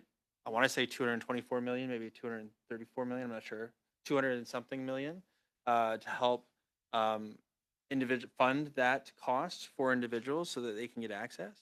And I believe my colleague, Minister Kara, presented earlier that we are expecting for this benefit, which is the largest single line item of the budget, 2024 budget, $6.1 billion, to roll out. I mean, if dental care took 2 years, we're going to roll out this benefit in just over one. First payment scheduled for July 2025.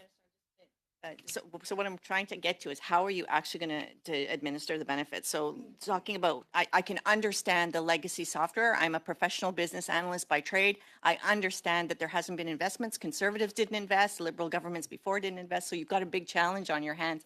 Old, dated infrastructure. But at the end of the day, how are you going to implement it? You mentioned in the last time you came that you're going to desilozation, you said, of departments so that you can actually have them share information among each other in a secure way. Minister, how are you going to get delivery of the Canada Disability Benefit? So even though a year is a short period of time, I have full confidence that we'll be able to utilize both the criteria of the tax credit, but also the information that is made available to us from the CRA in order to identify those individuals and make sure that they get the entitlements that they're due. And just to reiterate, there is no way for the CRA to identify an individual against a DTC claim. I know that you sent me some information on that and thought that there was, but Minister, there is not. The CRA has no way to compare a claimant to the actual person with the disability and then do an income test. It's not possible right now. So I'm asking you to take that away and really look at it. That this is a solved problem, but I will find a way to make sure that we're both we both believe that would be great, Minister, because it's saying there's only 900,000, about 900,000 DTC claimants, and you're looking at 600,000 folks that you want to be able to administer this benefit to, and only 75,000 of those claimants have incomes under $25,000. Understand. Thank you. 10 seconds. Oh, thank you for the great question. Okay. Thank you, Madame Zarrillo. We'll go to the second round. Begin with Madame Ferrari for 5 minutes. Thank you, Mr. Chair. Thank you, Minister, for being here. So you, your ministry is called, what are you the Minister of, Minister for? I'm the Minister, thank you for the question. I'm the Minister of Citizen Services. I was trying to angle for Minister of Citizen Services and Technology, but we already had a Citizen Services Minister in BC, so it sounded like a good idea. Thank you. So Minister of Citizen Services, and you said in your opening remarks that your focus is on dental, digital, and customer service. And so we know that we are paying 50% more for bureaucracy than in 2015, and that they only want to show up 60% of the time. This article that just came out just the other day, federal public servants to return to the office 3 days a week this fall. We also know that in the 2015 Liberal election platform, Justin Trudeau promised to save billions by reducing the use of external consultants, but in reality, spending on outsourcing has increased nearly 60% from the 10.4 billion spent when Liberals took office. So this is really an option of never seeing so much spent but so little achieved. And I want to share this story because this is Ron, who's a constituent in my riding. This email was sent just a month ago, and you have told everybody here that passports have gotten completely corrected. And I just want for the record to say that you had promised digital online renewals would be in place by the fall of 2024, which still has not happened. So this is from Ron. Words cannot express the frustration my wife has just experienced with the Canadian Passport Office. We both sent our passports in for renewal at the same time, with new photos taken and signed by a professional photographer. The government has processed our payment. Of course, we are without passports until they send us the updated version. They do not expire until 2024 of October. My wife received a phone message. She's a transit bus driver and cannot take calls while working, saying that her photograph was not acceptable because her gray hair was not discernible enough from the background. We both have almost white hair as we are seniors. They asked us to call back and left the common phone contact number. Her first attempt said she was 75th in line, then slowly worked her way down to 30, and then the line went dead. Trying again, she waited for 3 hours on the phone before it was finally answered. She gave the reference number, but the representative said she would have to check with another representative and said she would need to be put on hold for possibly 20 minutes. We sat on hold with the music playing for over 20 minutes with no response. We called in with another phone and the automated message said they were closed. Yet the hold music continued on her phone. We finally had to give up. My wife was in tears. Minister, this is not what Canadians expect, nor is it what they pay for. And so for you to come in today to tell us that you are delivering customer service and meeting and exceeding standards when you still haven't even delivered on the digital passport renewal is upsetting to folks at home. I want to turn my time over to Ms. Gray, who also has a question for you. Thank you. Great, thank you. Minister, you had talked about customer service and what your role is. I'd like to outline some service standards as reported by Service Canada for the last fiscal year, 2022-2023. Access to employment insurance call center agent. ESDC met the standard 40% of the time. Access to Canada Pension Plan and Old Age Security call center agent. ESDC met the standard 6% of the time. These are failing grades, especially the 6%. No wonder people aren't getting through. What directives have you given on this blatant lack of basic government service taxpayers pay for and expect, Minister? Okay, so those were a lot of questions all packaged into one. I would start by disputing that we have delivered less services. I think dental care, pharmacare, child care, new investments in passports are significant improvements.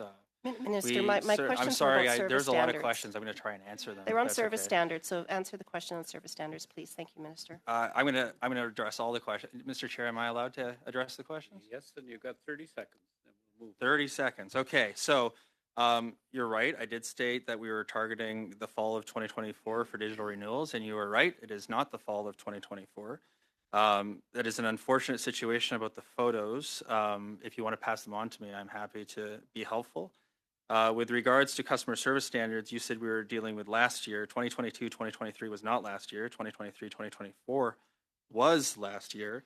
With regards to the pension call center, Sorry, we've actually Minister, I have to reduced. correct you. I said it was the last fiscal I'm sorry, I'm year. just finishing It was my the last fiscal year. Thank you. Yeah, the That's what last I fiscal said. year Thank was you. 2023, 2024. I just wanted to answer a Minister? question, Mr. Chair. The pension call center wait times went from 62 minutes in 2022 to 23 minutes in 2023, and they are presently 19.3 minutes. So better is definitely possible, and I think there are ways that we can improve those numbers still, and we are working to do so, but they have gone down every single year for the last 3 years. Thank you, Ms. Gray. Ms. Ferrari, we'll now go to Mr. Fragas-Catos for 5 minutes. Thank you, Chair. Thank you, Minister, for being here. May 1st, the portal opened up online for the dental benefit. What does that signify as far as the movement towards the digitalization of government that I know you've made a priority? Well, thank you for the question. It says something about the digitalization of government. It also says something about our customer centric user experience. So when we spoke to Canadians, those individuals over the age of 70 actually said that they preferred to utilize the telephone. So we implemented an IVR system for those over the ages of 70, and that was how we signed up the first 1.8 million individuals. On May 1st, we transferred everyone, the whole program in its entirety, to a web form as part of our Digital First initiative. I want to be very clear, however, Digital First does not mean digital only. So for those individuals that need a helping hand, they will still be able to use the traditional method of visiting a Service Canada office in person or calling over the telephone. What it does mean is for the thousands, tens of thousands, and eventually millions of people that will use this service as this continues to roll out over the many months, that'll be one less person that is standing in front of you at a Service Canada office, therefore allowing you to get better service no matter which channel you decide to use. Thank you very much for that. I think it's a very important step, one that we obviously haven't seen before in Canada, and I appreciate you sharing that information. I hope the success we've seen with signups in particular continues. Can you share with us, Minister, as well, in the first appearance that you had at this committee, I don't expect you to remember the question, but I did ask you about what we see in other democracies. I know Estonia is frequently held up as an example of the digital turn in terms of government and what that could do for citizens. I know that you can't really make a straight comparison because you have, in the most obvious case, a huge difference in population, among other major differences that don't really allow for a meaningful comparison. But if a country, at the same time, if a country like Estonia can move towards a digital turn in a very positive way on the whole, I wonder what that means for countries like Canada. In other words, are you looking at other models abroad when it comes to moving towards digital? And if so, where are you looking? And are there particular examples of whether it's programs or other initiatives that you're seeking to model? So this is a great question. I mean, obviously it is more efficient for us as a nation not to have to reinvent the wheel all the time. Canada used to be the third government and kind of the third lead in digital services. We've dropped to 32nd. Now we need to climb the ladder back up, but that means that there are 31 other jurisdictions that we can learn lessons from. You mentioned Estonia. By coincidence, I happened to go there to study their digital service ecosystem some 5 or 6 years ago. The prime minister there told me that there's only 2 things that you can't do online in Estonia. You can't buy a house and you can't get married. Everything else you can kind of do online. We've seen Ukraine, even during this time with war at its doorstep, being able to implement new digital technologies. In terms of more comparable Western nations, the United States, if anybody really wants to understand what BDM is what's really going on in that process, I'd recommend the book Recoding America, the first couple of chapters that detail the benefit upgrade for the state of California. It faces a lot of the same challenges that we do here. Australia has had a pretty good record. They implemented different digital services at the provincial level and now are looking to expand in the federal level. The UK, as an example, already has digital renewal of passports, which is something we hope to deliver by this fall. So we are looking all around the world and looking for partners and trying to do this in the most efficient and effective way that we can. And of course, we're going to look at places where it's already happened because that gives us some benchmarks that we can go by. Thank you very much. Now, you and I have spoken in the past about blockchain technology, and I know this is a real interest of yours. Do you have any thoughts on how that particular technology could help and to improve services for citizens from a digital perspective? Yeah, I can't say that I have a direct service-centric deliverable blockchain technology that is going to roll out in the coming months. But as a general distributed ledger, blockchain is very good for issues of disclosure. So you could imagine in the future utilizing blockchain technology for ownership registries, for basically any sort of database where you would want a real-time public record that you could track or do research on, make available to academics. And there's a variety of uses where that could be incredibly valuable. I believe there are governments that are dabbling in different areas. I know that there's private companies that are looking at carbon credits and the like. So there's lots of opportunities there. I think the immediate opportunities from a Service Canada perspective tend more towards the customer user experience, AI, automation, machine learning, process orientation, etc.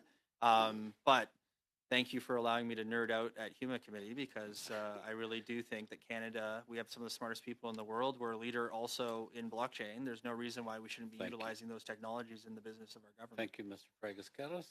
Ms. Reed, Madame Chabot. Ms. Chabot, you have 2.5 minutes. Thank you, Mr. Chair. I would like to talk about passports and how to ensure with what you've said that we won't be repeating the fiasco that we had in 2020.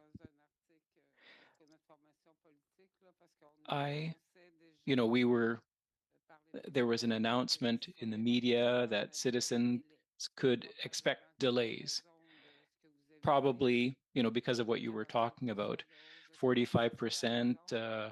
I don't know if that's the reason, but the comment that we made was that Service Canada should have learned lessons from 2020 and that we were not going to put up with unacceptable delays like that. So have you thought about the cost? It was foreseeable that people that were going to be renewing their 10-year passports. And do you have things in place to deal with that, with the renewals of those passports? Sorry, listening for the rest of it. So I guess the first thing, with regards to the situation in 2020, it is very crucial for all of us to understand why that happened. We created a backlog of 313,000 passports. A call to order. I don't have any interpretation. Okay with all? You okay with interpretation? I can continue? Yes. You're good? What had happened very quickly, and then I want to move to the second part of your question, was that we had this kind of unprecedented demand because people hadn't traveled for so long and travel restrictions increased, but at the same time, health restrictions had not. So we had passport offices that were at 40 or 50% capacity, still exercising social distancing, etc. So it was kind of a once in 100 years global pandemic event. Now that being said, you're right, it was absolutely foreseeable that we were going to see the increases in volumes, and we have been adjusting accordingly. We implemented line mitigation measures, triaging. I'm working diligently to get Wi-Fi at all of our Service Canada offices so that individuals can work the line, pull out those individuals that are there for something quick versus something that is longer. We're looking at extending hours. We're looking at providing more digital appointments. And of course, every person, if they're ahead of the curve, can rest assured that they can mail in their application and have their passport back within 20 business days. So in the fall, when we roll out the renewals, it is my hope that we will be able to talk to most Canadians and tell them that they don't have to stand in line at all. That's the future vision, but we have mitigation measures in the interim. See, Madame Chabot, Madame Zarrillo. Thank you, Ms. Chabot.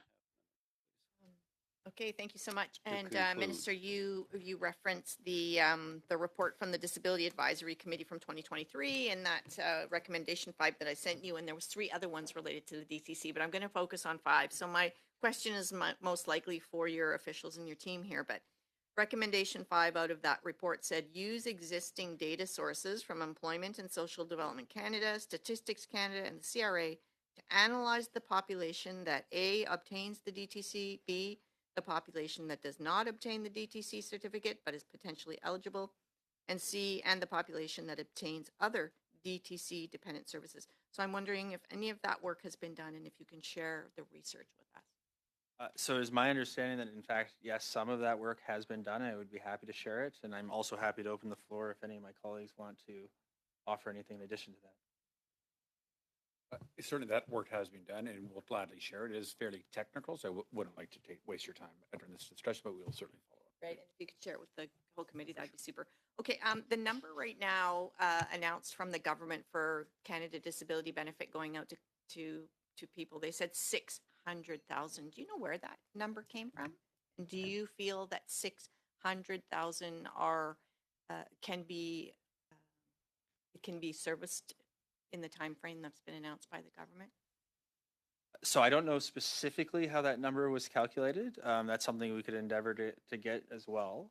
I'm sure it exists. That number didn't come out of anywhere. But I am confident in the July 2025 timeline and our ability to make sure that those payments are made starting that month. My next question is really about the legacy software. You talked about the infrastructure, the mainframe. You talked about Cobalt. I mean, is there anything you can share that talks about the lack of investment that happens in all the decades of governments that haven't bothered, kind of like the Prime Minister's home hasn't been invested in properly? Is there anything you can share about that? Do I have, Mr. Chair? Okay, so the easiest way to say this, and I think this will be valuable for all members of this committee, just as members of Parliament, not even as members of this committee. As a government, we generally have been very good at hiring project managers, building the next new thing, and then leaving it, and then moving on to somebody else. If we want our government to be more efficient at what we are doing, we need to focus on user experience, and we need to hire more product managers, individuals who obsess daily about the individual experience that Canadians are having on the ground and be empowering those people with the resources, tools, and authority to be able to make changes to improve those experiences, not once in a generation, not once in 63 years, but every single day. That's what happens in the private sector. That's what needs to happen in government. Thank you, Madame Zarillo. Thank you, Minister Beach, for appearing today. With that, we can dismiss you. I would ask if committee, one moment, a little direction. So thank you, Minister and officials. Earlier, I had discussed with the committee that if we could be efficient, we may be able to begin the housing study a little bit earlier. Mr. Aitchison? Mr. Aitchison? So with that, I need some decision from the committee.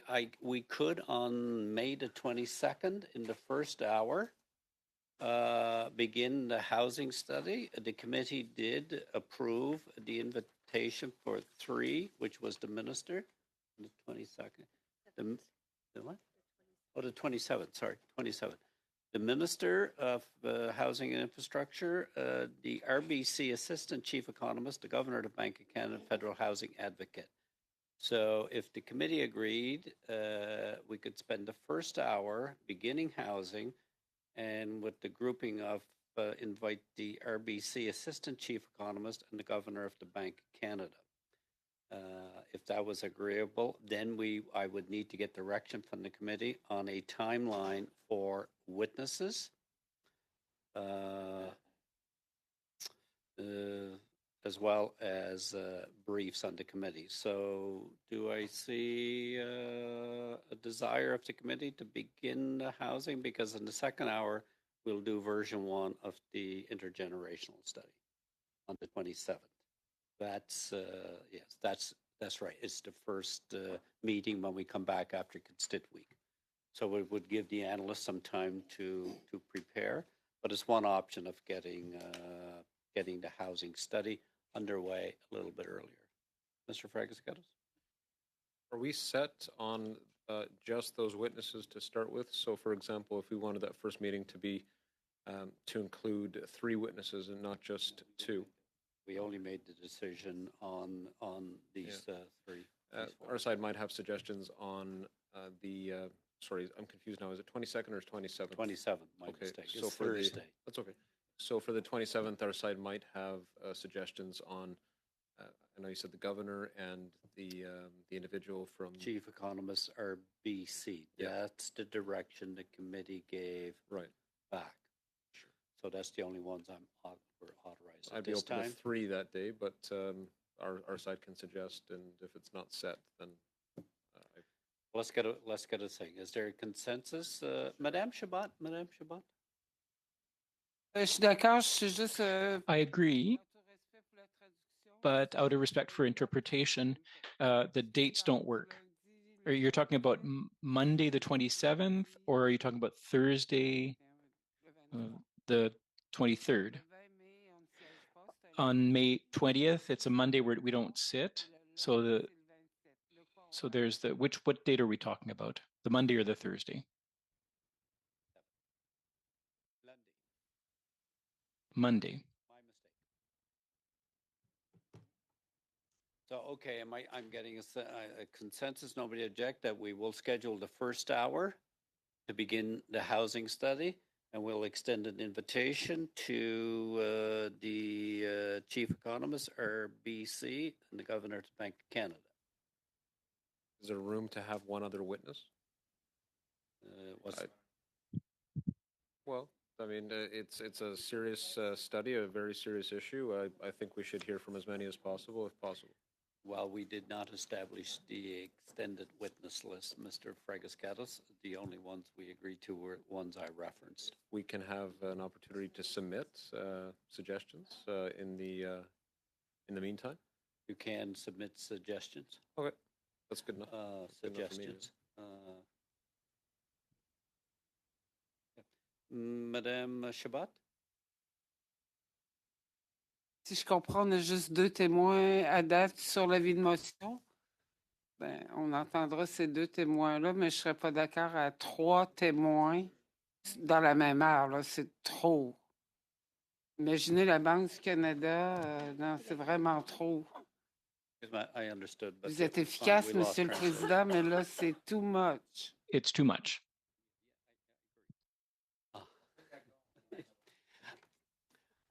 Yes. Okay, just before I believe, so Mr. Fregascatus, I don't get a sense we want to begin. There will be, I want 2 other, if the committee could give me direction, and the witness, if the committee agrees to start, can the committee provide direction? Okay. Yep. Wait. So we'll start the first hour, and we'll extend an invitation to the RBC Assistant Chief Economist and the Governor of the Bank of Canada. And I will advise how they may respond. Okay? Agreement? Good. Is it the will of the committee to adjourn? Adjourn.